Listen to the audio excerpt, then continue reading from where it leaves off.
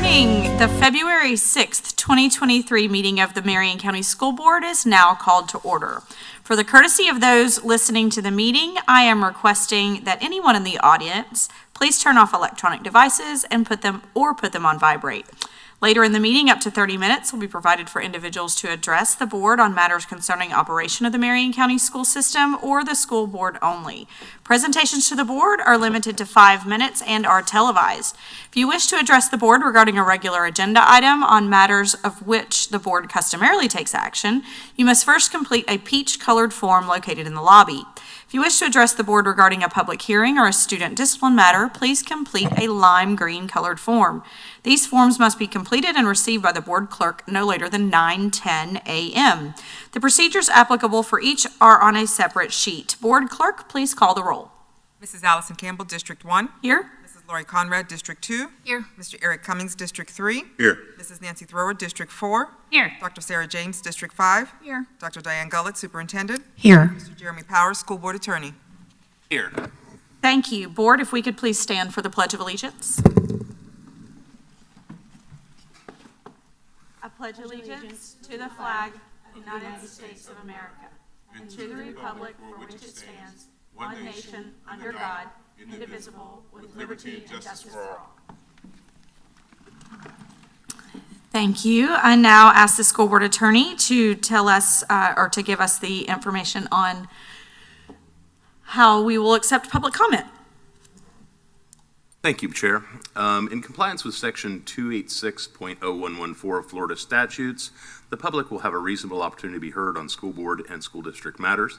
Speakers who wish to speak at this morning's meeting will have 5 minutes in order to make their comments.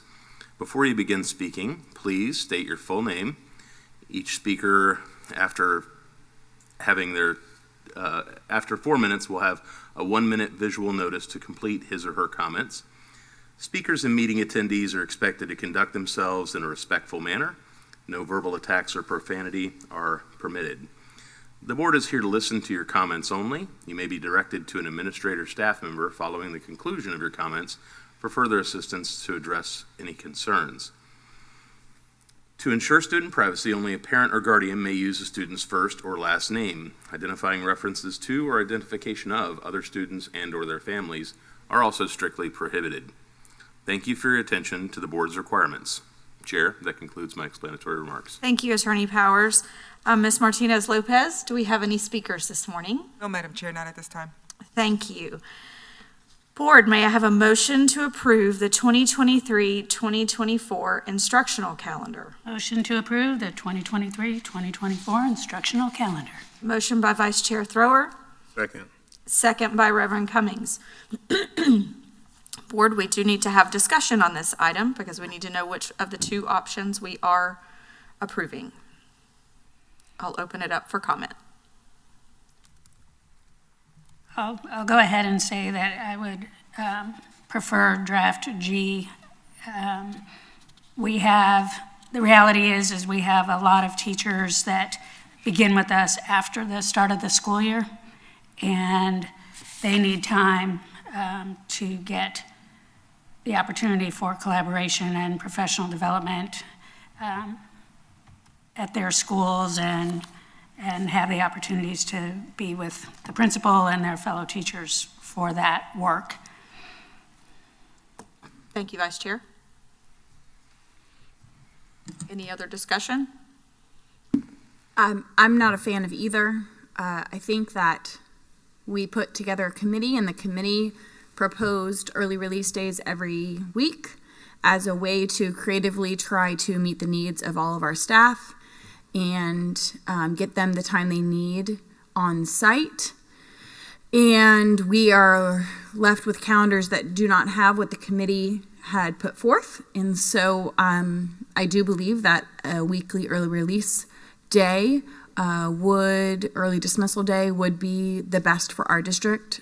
And that's not what we have here. So I'm not a fan of either. Thank you, Dr. James. Any additional discussion?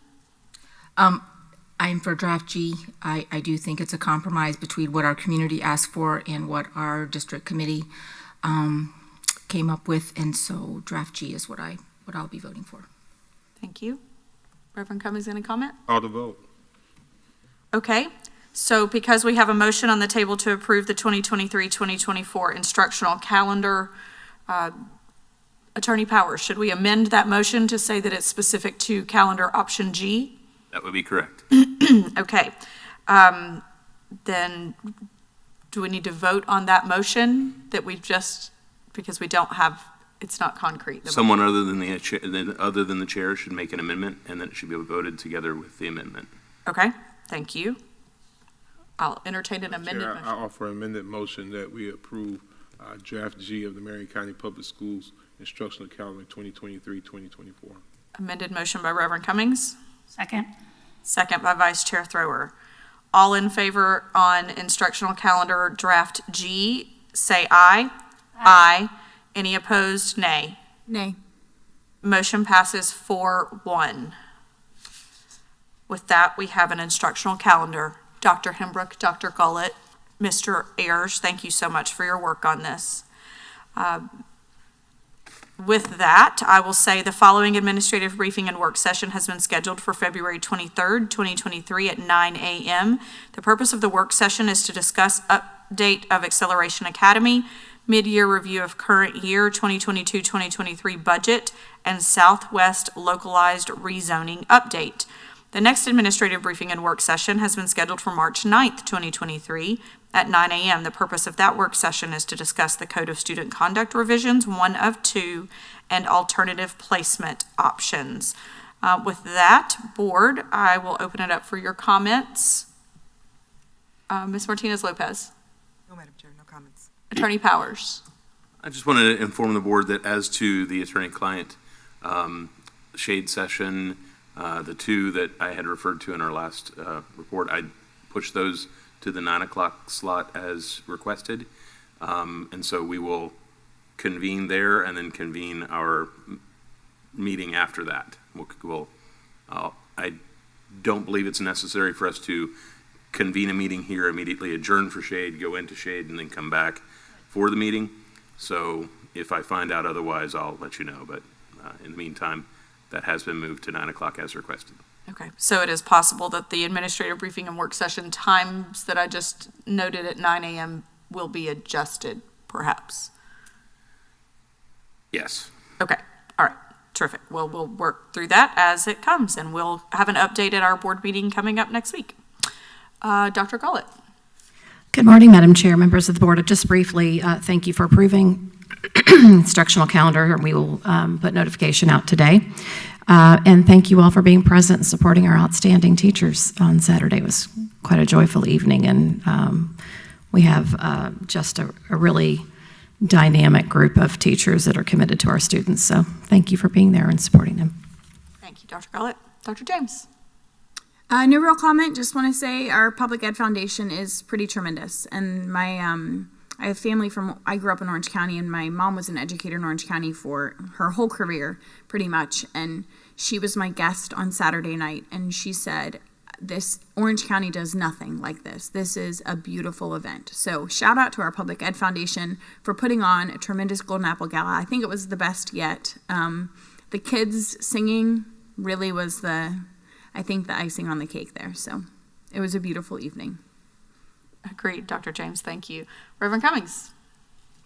Listen, I echo Dr. James's comments about the gala on Saturday night. Your mom was sitting by me, and a couple of times I looked over at her, looked like she was tearing up because it was such a wonderful event. And again, shout out to our 2023 Golden Apple teacher, Ms. Bigelow, and truly a wonderful event. So no further comments. Thank you. Ms. Conrad. Yes, just really the same thing. The event was outstanding, and thanks to everyone who put forth such great effort to make it happen. You could see the teachers felt supported and appreciated, and so thank you to everyone that helped put that event into motion.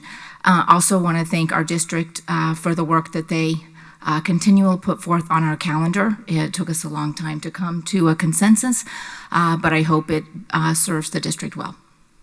Thank you, Ms. Conrad. Vice Chair Thrower. Thank you. Yes, you know, those just-in-time uplifting events, and that's exactly what the gala was for me.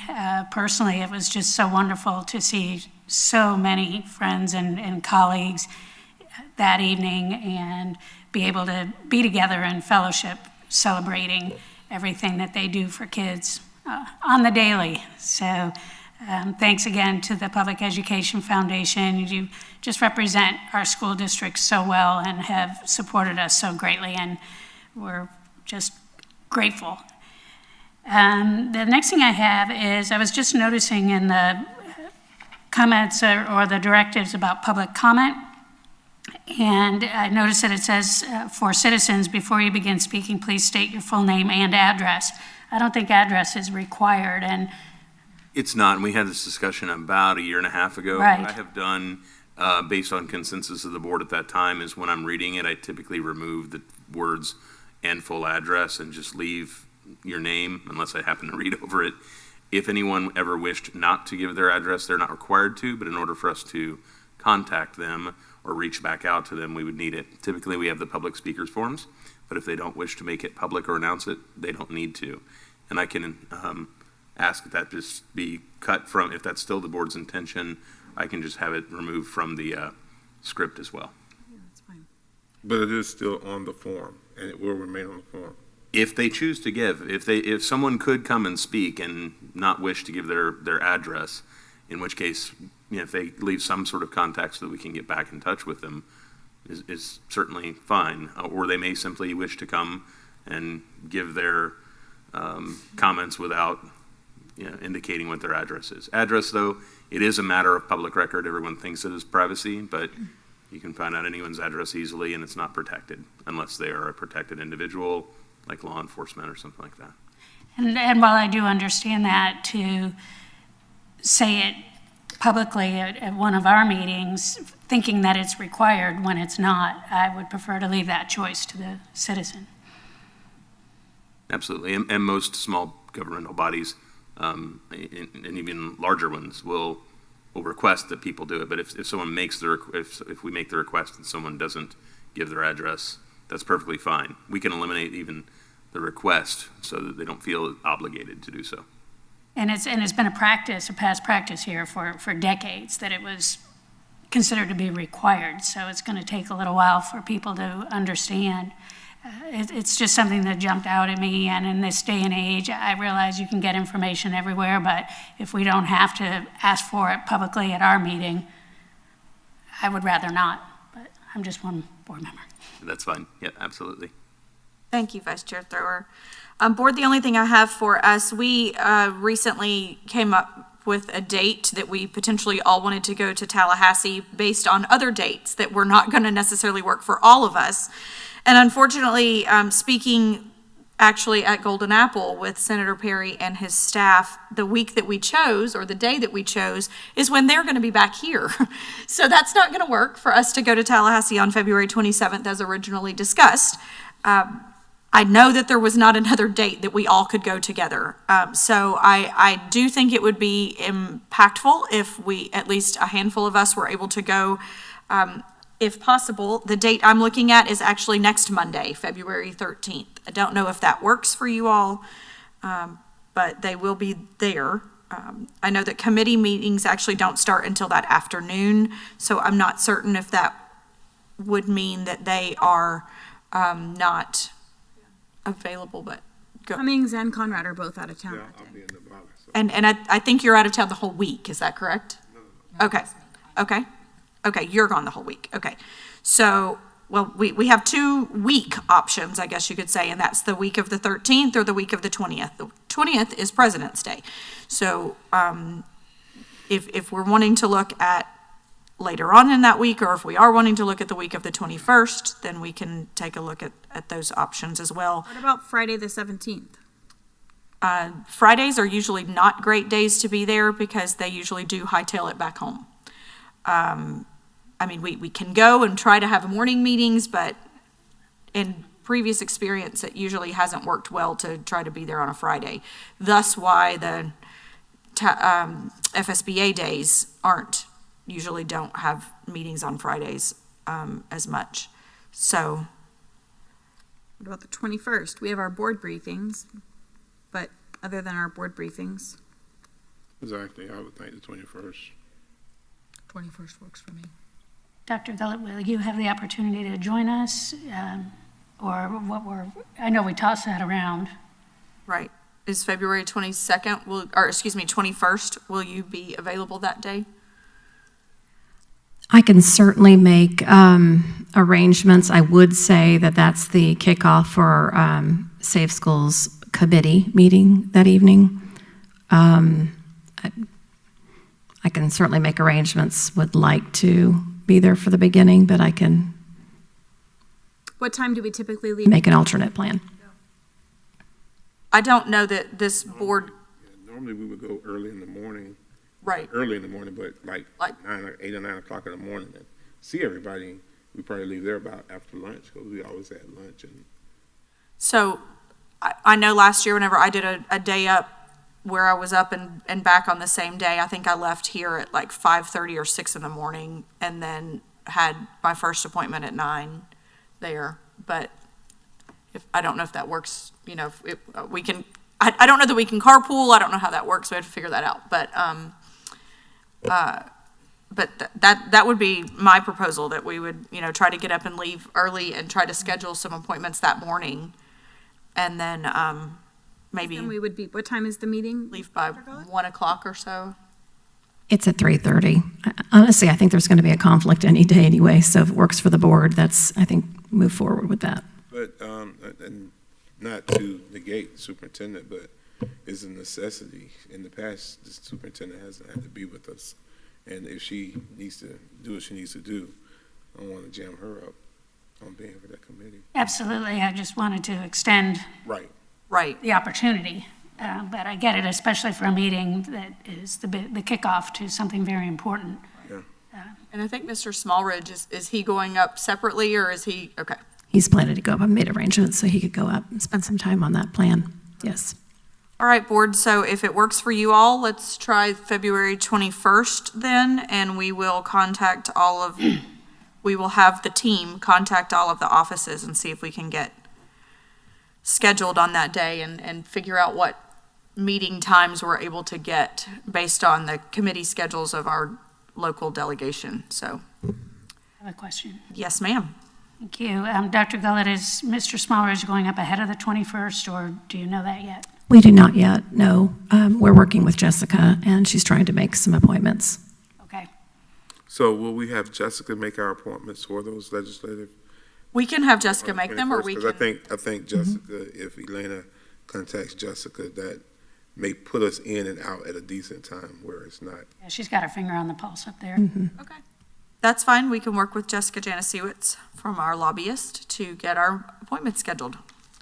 And we'll just base when we need to leave on the first appointment time, because if we can't get an appointment until 10:30, then we might want to not leave at 5:30. So, and then we'll just see, we might have one actually at 1 or 2 o'clock that day. And so we'll just kind of see how that day goes. But, okay, February 20. Hopefully it won't be windy that day, so we have to deal in the umbrellas. Well, we know that you will protect us if we need it, Reverend Cummings. We know that you will. Okay, terrific. Thank you, board. So February 21st will be the day, and we will work with the team and Jessica to get us some appointments scheduled on that day with our legislative delegation. Terrific. There being no further business, may I have a motion to adjourn, please? Move. Motion by Reverend Cummings. Second by Dr. James. All in favor say aye. Aye. I hear no opposed. Motion passes 5-0. Meeting is adjourned at 9:19 a.m. Thank you.